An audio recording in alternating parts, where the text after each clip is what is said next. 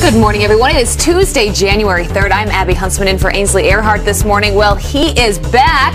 Julian Assange wants to correct the record on the emails read around the world. Our source is not the Russian government, and it is not a state party. And just wait until you hear what the WikiLeaks founder says about President Obama and the president-elect. Meanwhile, Nancy Pelosi pleading with Republicans, please give Obamacare another shot. She says if they don't, millions of Americans will be worse off. That according to Nancy Pelosi's plea. More coming up, Pete. Really? And the video, it's hard to watch. A toddler nearly crushed by a toppled Oh my goodness, look at that. I know, look at that. Unreal. Until a hero steps in, his mighty and courageous brother. You gotta see this video. You know, Julian Assange may be back, but so is Steve Doocy. Mornings are better with him and friends.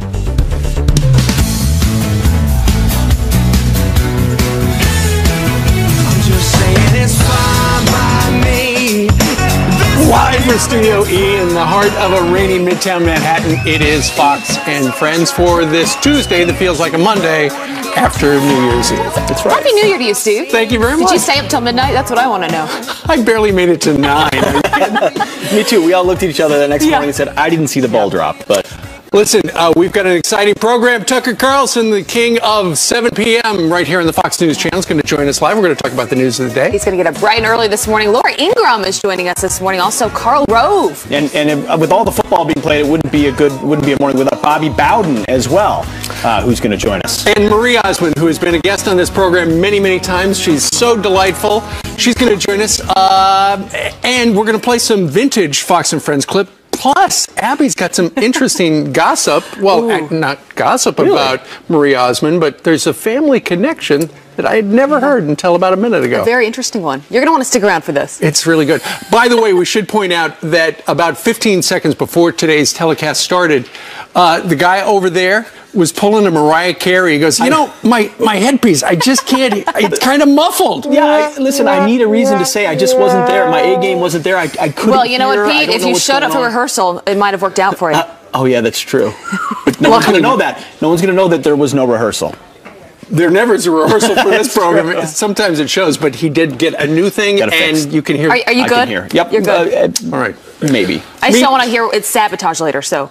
Well, we'll see. We'll see how it goes. Well, listen, Democrats are saying that the Republicans sabotaged the election, and they hacked in, the Russians did, to throw the election to Donald Trump.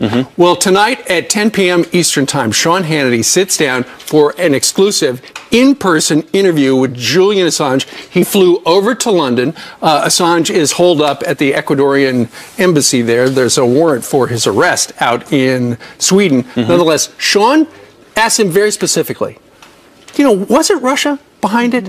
Was it? This is what he says. Can you say to the American people that you did not get this information about the DNC, John Podesta's emails? Can you tell the American people 1,000% you did not get it from Russia or anybody associated with Russia? We can say, we have said repeatedly over the last 2 months that our source is not the Russian government, and it is not a state party. Very definitive. Very definitive. And, you know, with 1,000% surety.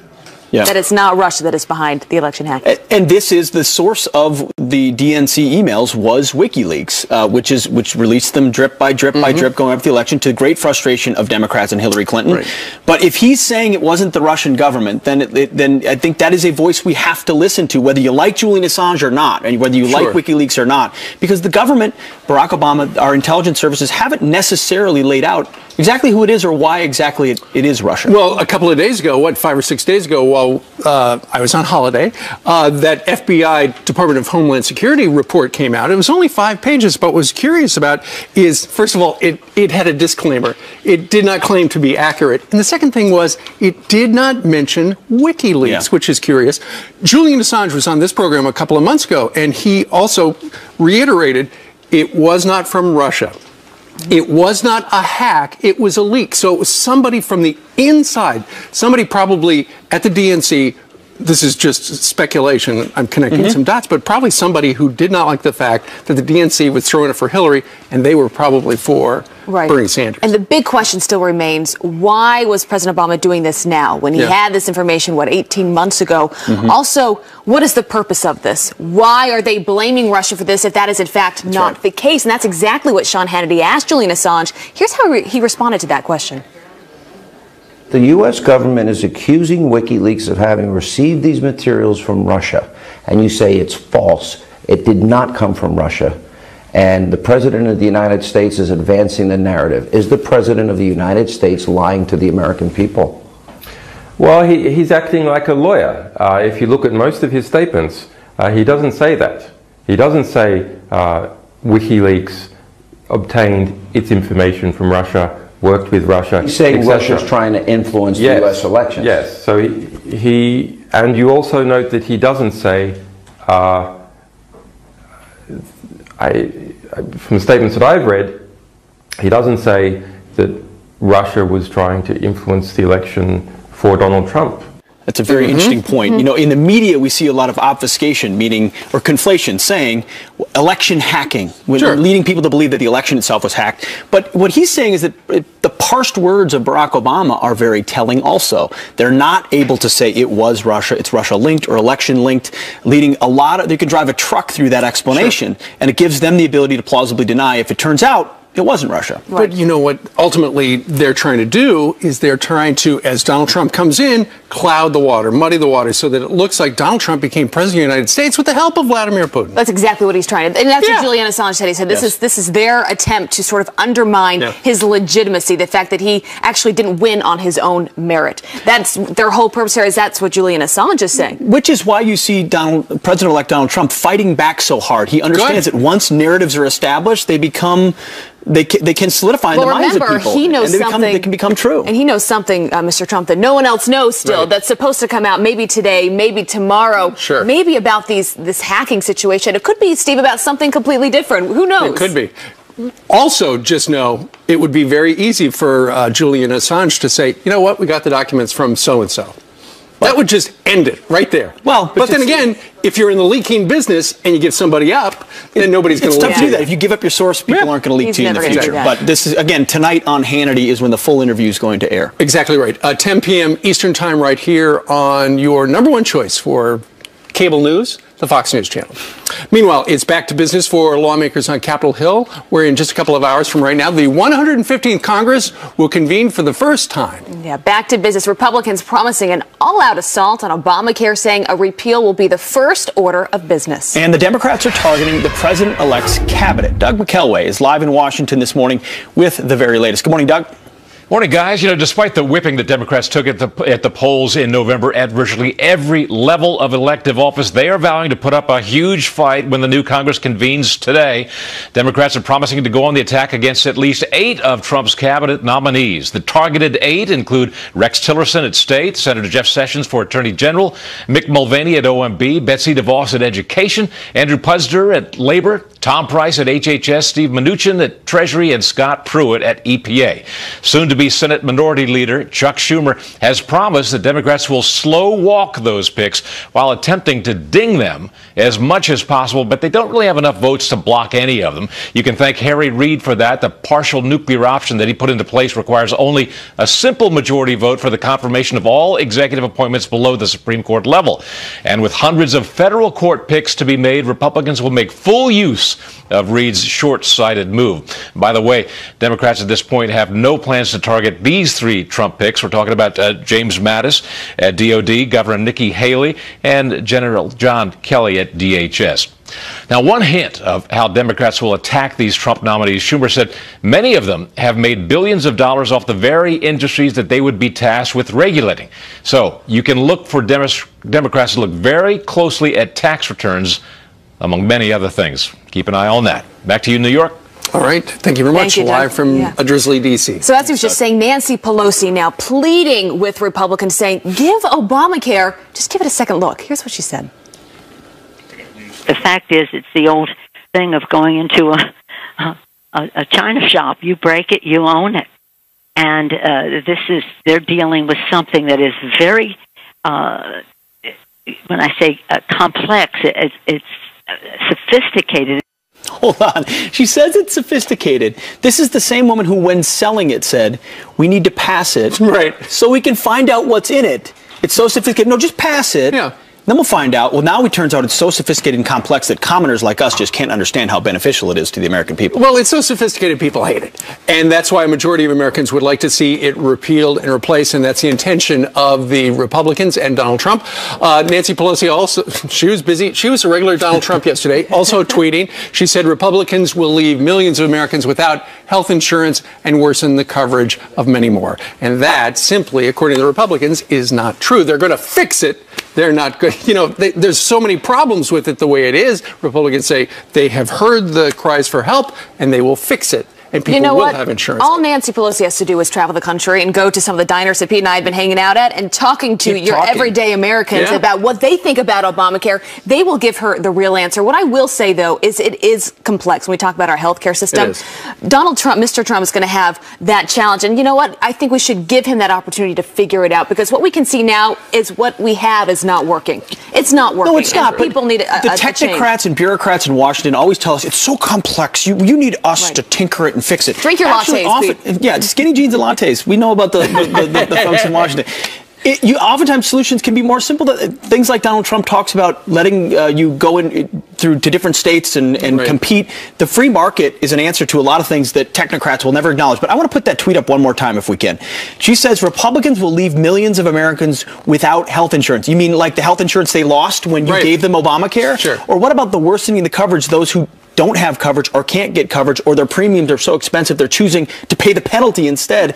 It's hypocrisy at its highest, and she's trying to pin Republicans down. And a real disconnect there. So let's see what's happening with the 115th Congress convenes today. In the meantime, it's time for news, and there she is. Happy New Year, Heather. Great to see all of you. Hope you had a great New Year. Did you stay up till midnight? I did not stay up until midnight. I bet you did, though. Good morning, everybody. Hope you're off to a great day. We start out right now with a Fox News alert and closing in on a killer. Chilling new images released overnight showing the suspected Turkey nightclub terrorist taking a selfie and then smirking. Take a close look at this man. This video taken just hours before that attack. Local media reporting that police have his fingerprints and know who he is. They say he's likely from Uzbekistan or Kyrgyzstan. Well, this is sources say he entered the country with his wife and children in November in order to not raise any alarms. His family members have now reportedly been detained. The only American who was shot is now home and speaking out about how he played dead in order to survive. Listen. All I can say is it's a massive tragedy.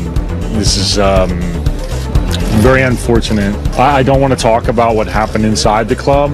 I was with 9 people. 7 of us were shot. Turkish media now reporting that the video showing the killer escaping in a cab and then failing to pay his fare before trying to hitch a ride. Well, Customs computers back here at home are back online this morning after a nationwide outage that sparks mayhem across the country.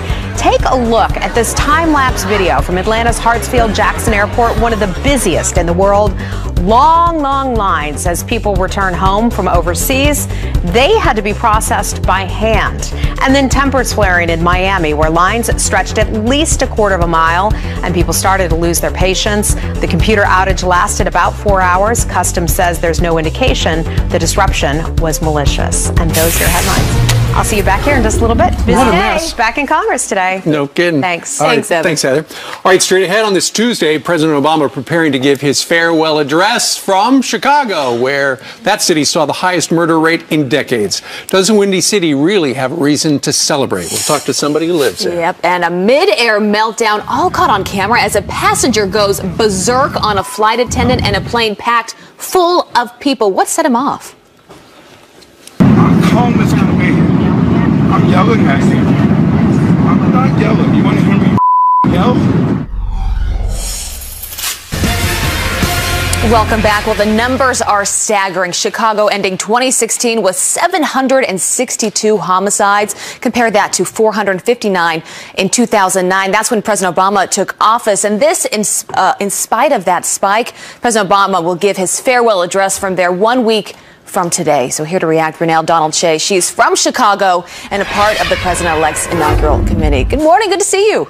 Good morning. God bless you and God bless America. God bless you as well. So you think 8 years ago is when President Obama left Chicago. Here he's going back for his farewell address. How has his city changed in the past 8 years? Okay, well, I'll tell you what's changed. You know, in front of his house, there's barricades and the murder rates went up. That's the change in Chicago. No investment in communities, no investment in education, no investment as far as vocational programs, youth programs that anybody can feel on the ground anyways. But really no real change. It's real sad. It's really sad. Yeah, well, it is such an issue, so much so that here's what Mr. Trump tweeted about this yesterday. He said Chicago murder rate is record-setting, 4,331 shooting victims with 762 murders in 2016 alone. If Mayor can't do it, he must ask for federal help. I mean, I'm asking you, you've been a lifelong Democrat. You switched your party this time around, voted for President-elect Trump. What is your thought on his tweet there? What I would say is this: federal help is needed. And, you know, I'm very happy that Mayor Rahm Emanuel is open to having the president-elect come in and be of help. And what I think that President Obama should do is he should get behind the president-elect like never before. And I believe the president-elect said he's going to get counsel from Obama sometimes, that he will help the president-elect do what he couldn't do, which is help our inner cities, help Americans, not to leave Americans behind. That is what I think he should do. Support our president-elect at the inauguration, letting us all know that he's behind the president-elect in helping our inner cities and Americans. Brunel, I mean, you look at these numbers, they are staggering. What happened in the past 8 years? What happened? How did it get so wrong? Well, I'll tell you this: when you have people who are not getting the proper education, when you made promises of hope and change with jobs and vocational programs that never came, and so people sat on life support, literally waiting for a change, waiting for jobs, waiting for education. And so what happens with idle hands? It's the devil's workshop. People, instead of you know, going to work, putting on their suit and ties and uniforms, they're going to pick up guns to feed their families, sell drugs to feed their families. And so we have got to do something. The president-elect has made a contract, a new deal with the inner cities. Look, I'm going to put $100 billion in your inner cities over the next 8 years. Let's see what we can do about that murder rate then. All right, Brunel, we're going to have to leave it there. A sad reality. Good to see you this morning, though. Good to see you, too. God bless you. God bless as well. All right, up next, remember when interim DNC chair Donna Brazile said this? I denounce Donald Trump for not denouncing the kind of vitriol, the kind of violence that he has perpetrated. Well, now Donna Brazile is saying the Dems deserve a seat at Mr. Trump's table. What do Republican voters think about that? And liberals celebrating higher minimum wages, but you won't be after we tell you how it's already hitting your wallet. We're going to explain that coming up. Welcome back. Some quick headlines for you. Minimum wage increasing in 19 states in the new year. But restaurants, they are already passing the cost, predictably, on to you, the customer. The owner of this Colorado diner saying he's already increased the price of his kids' meals by $1. Voters there approving a 99-cent wage hike that gradually increases to $12 an hour by 2020. Economics is economics. And first, France told their workers they didn't have to answer emails at home. Now in Finland, people don't even have to work to get paid. A new program there giving 2,000 jobless Finns selected at random about $600 a month. No questions asked. Steve, I'm going to sign up for that. Yeah, brilliant. All right, Pete, thank you very much. Are Democrats ready to work with President-elect Donald Trump? The interim DNC chair says, you betcha. He has an enormous opportunity, as every president in the first 100 days, to show that, you know, he's eager to find common ground, to meet with, you know, Democrats. But after such a contentious election, remember, are Republicans willing to make some room at Mr. Trump's table for the Democrats? Lee Carter is a president and a partner at Ms. Lansky & Partners. She joins us live in the new year. Good morning to you, Lee. Great to be here. Okay, so there you got Donna Brazile, the debate cheater, saying, you know, it's incumbent upon Mr. Trump to welcome the Democrats to his table. Shouldn't it be the other way around? as well? Well, at least it should be both sides should be agreeing that now is time to come together. And the thing that I think is most important that we pay attention to right now is that the Democrats still haven't come to terms with what just happened. Right. You know, Americans around the country said, we want a new day. We want change. We're responding to Donald Trump's message of deals, of coming together, of, you know, repealing executive action, of saying that we've got to make things happen. We want government to work for us, not for special interests. Sure. And they're basically saying, you know what? We'll work with Donald Trump if he reaches out to us. And that's exactly what the American people said they don't want. They want a government that's working on behalf of them. But the people of the United States spoke, and Donald Trump won fair and square, as we have heard.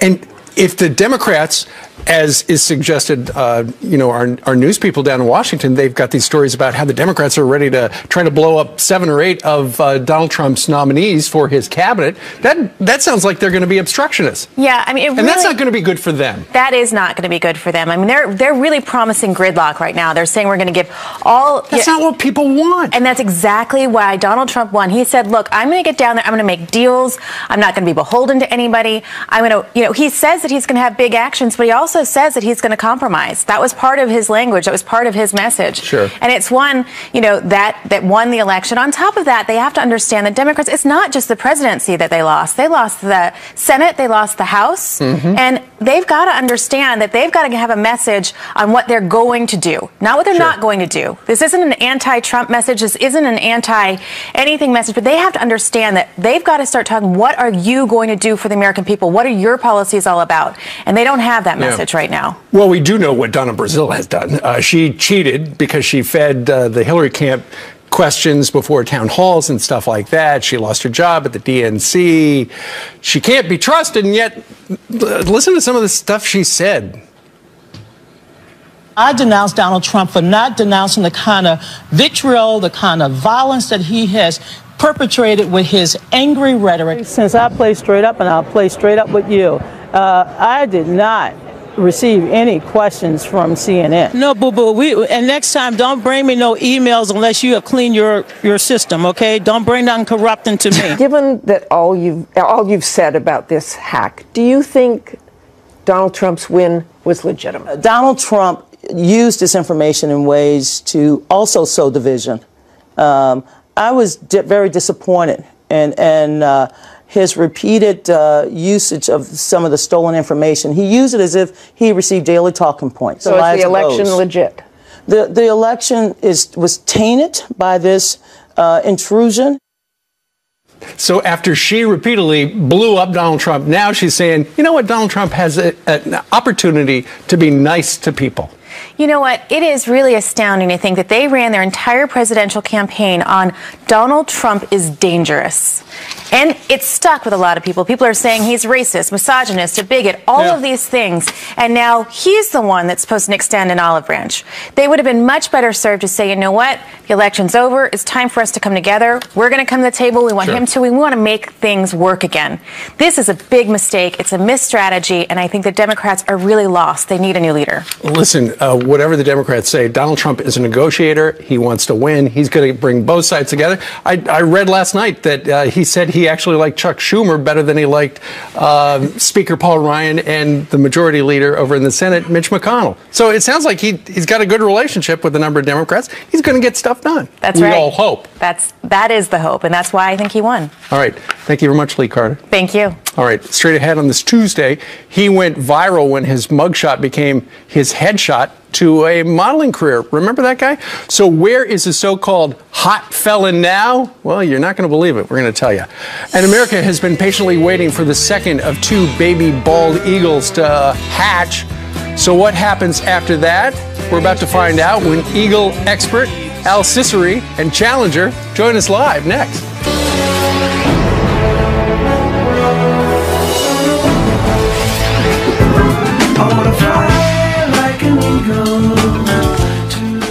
That eagle isn't flying this morning. It's keeping the baby eagle under her warm as millions of Americans keeping an eagle eye on this live camera, hoping to see a second eaglet hatch.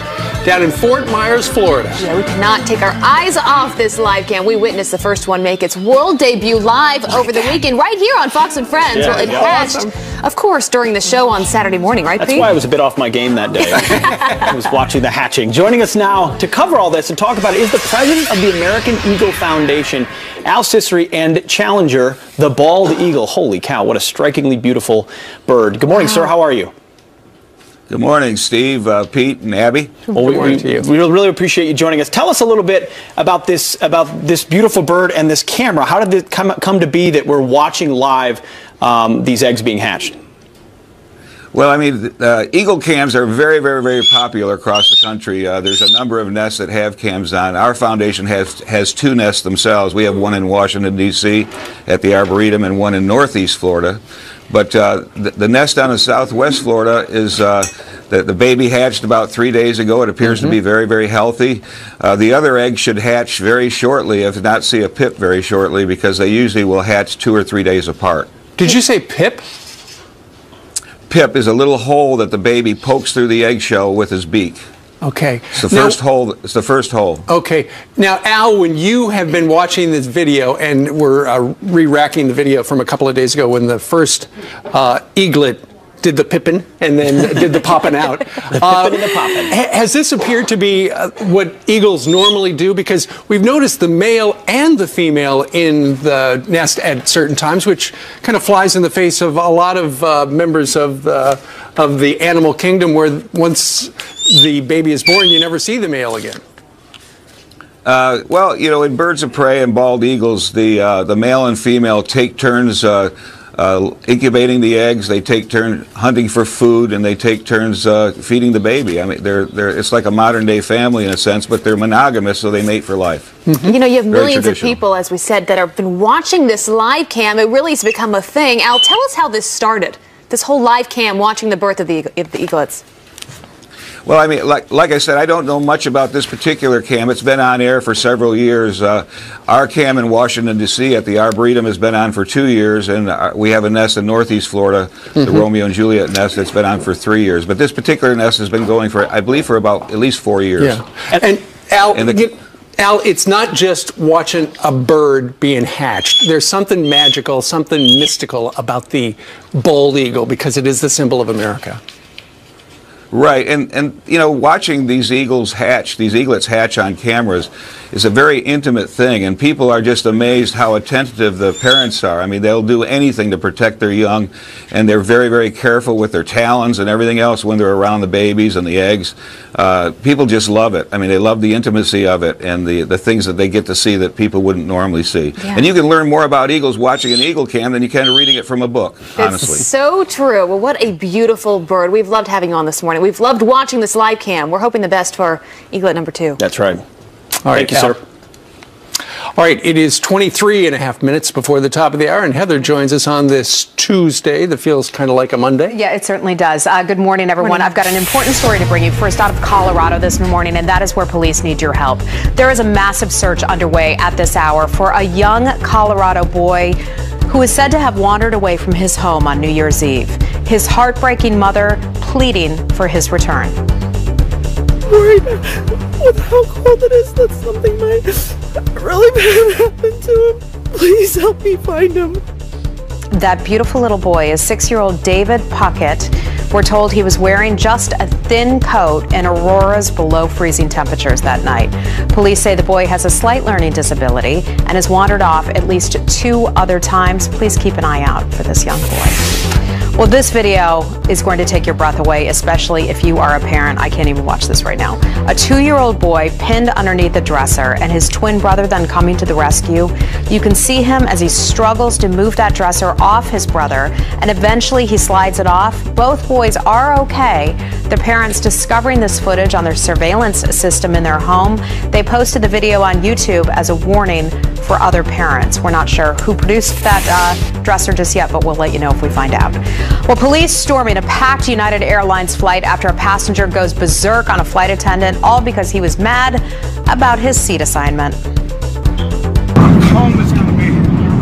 I'm yelling at you. I'm not yelling. You want to hear me yell?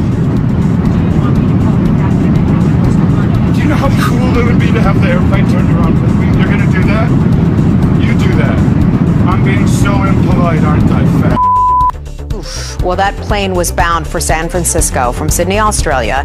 It had to divert to New Zealand, where that man was arrested. The other 254 people on board were forced to wait another 24 hours for their flight. And he was dubbed the world's hottest felon. Do you remember this guy after his mugshot went viral? And now 2 years later, can't believe it's been 2 years already, Jeremy Meeks is proving that life after crime can pay. The former gang member turning his life around, and now he's a full-time model. Take a look at this. He's posting these pictures of his newfound high life for all his admirers to see. In one, he stands shirtless in front of the mansion. He captions it, "God is good." And there he is, just pouring a nice little cup of coffee or tea in the morning. Nice little cup of tea. So he went from the big his life around. He went from the big house to owning a big house. Well, it looks like that, yeah. You know what? Good Not for him. bad. Yep. Good for him. Thank you, Heather. Landing on his feet and just making tea. All right. Turning now to some extreme weather. At least 5 people are dead as tornadoes, wind, and rain leave a trail of destruction in the south. In Alabama, police officers forced to rescue drivers trapped in floodwaters. This is a prime example as to why not be out. It's because we have a vehicle submerged in water at this time. Wow, well, that deadly storm now moving east. Senior meteorologist Janice Dean is here with what to expect. And Janice, it's pretty crummy out there, but you're saying it could get even worse. Right. That storm system that brought the devastating tornadoes is actually moving across the mid-Atlantic and the Northeast. We had over a dozen reports of tornadoes yesterday and over 150 reports of wind. So this is a very spring-like system. It's interacting with very warm, unstable air ahead of it. And look at all of that rain that's coming towards us here in the mid-Atlantic and the Northeast. And then as it gets towards New England, we could see a wintry mix as well as ice. So this is going to be an ongoing thing. If you have travel across the Northeast, you're going to have some delays and cancellations, so keep in touch with your airline. Our next big system moves into the west this week, and that's going to bring inches of rain and feet of snow. Our cold front, our Arctic cold front is on the move, and that's going to bring temperatures below freezing for millions. You can see nature's wind machine here working its power across the Northeast, and that cold front is going to sink as far south as the deep south and actually could bring some wintry weather across the deep south and ice as we head into the weekend. So it is a lot to talk about today. Obviously, the devastating tornadoes, and that system is moving into the Northeast. So we will keep you posted throughout. Fox and Friends, back to you inside. All right, come on in, Janice. It's nasty out there. I will. Right. Thank you, Janice. Well, it might go down as the biggest disaster of 2016.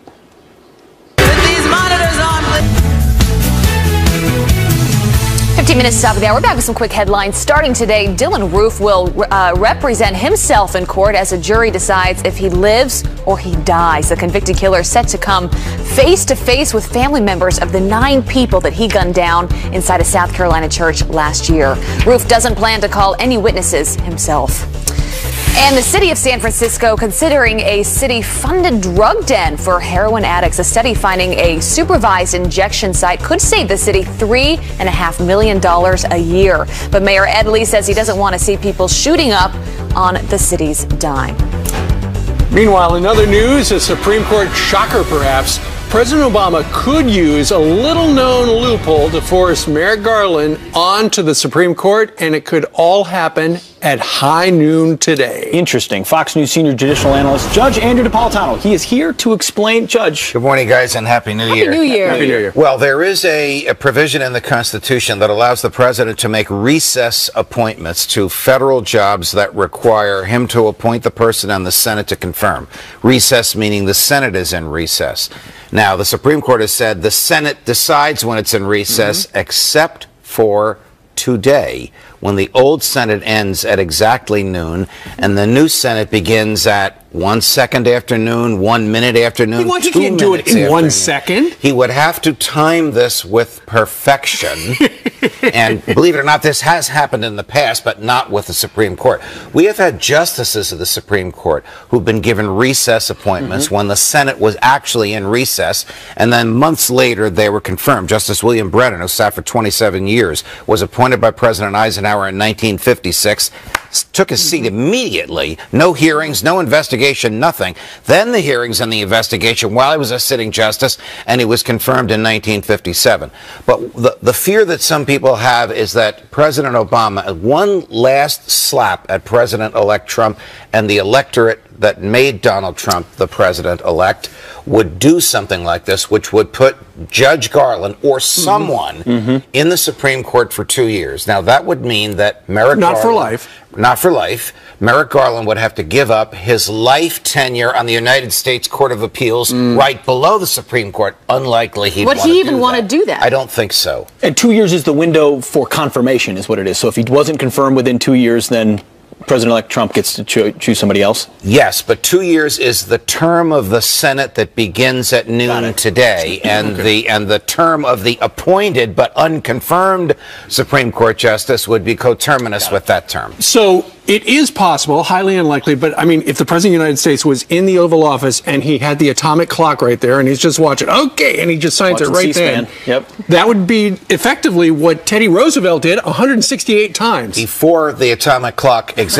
Yes, yes. Now, Barack Obama has had a lot of problems with recess appointments. He made 3 recess appointments to the National Labor Relations Board, which made some rulings against companies, and those companies said this wasn't the real National Labor Relations Board because these people weren't confirmed by the Senate, because the Senate was not in recess when he made the appointments. And the Supreme Court said 9-0, including his 2 appointees, voted against him. The Senate decides when it's in recess, except for today, when the Senate term concludes at noon. So atomic clock. That's so interesting. Not to geek out too much, but does that mean if he did this, Supreme Court decisions might not be valid as well? No. No. No. If he did this, he would be adding one more justice to the Supreme Court. The Supreme Court is not actually sitting or making rulings today. So you say this is not likely to happen. So then what happens from here with Mr. Trump as he gets in office and then wants to pick his own? He has indicated that he hopes to name the person he's going to nominate to replace Justice Scalia before he's sworn in. So in 2.5 weeks, we may know who that is. And of course, he's expecting to have additional seats to fill during his 4 years in office. So stay tuned. Watch Outnumbered today at noon to see if anything happens crazy. They've actually asked me to be on call, but this would be so fantastic if you could time it to the 2 or 3 seconds. Well, you're going to do it, aren't you? Aren't you going to be on call for that? I'll be ready. Oh, you're good.